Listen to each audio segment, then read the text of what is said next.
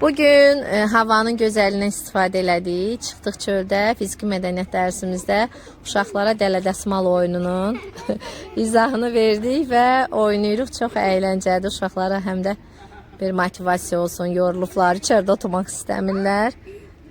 Bir 30 dəqiqə çöldə hava aldılar.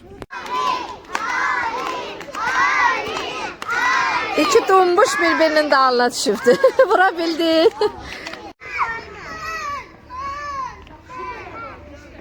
Ya otururuq. Elçin, Elçin, Elçin.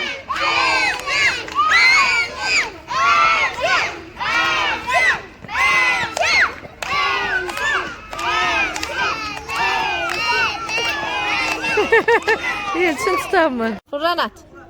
He.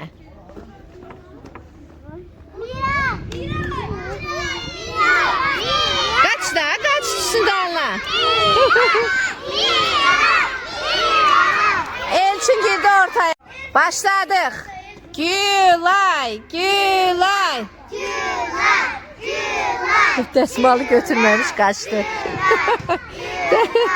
Gel desmalı da götür da. Desmalla vurursan. Desmalı kaldı. Eybi yok. Sonra oynamayan uşaqlardan Gülay desmalı götür. Gülay desmalı götür.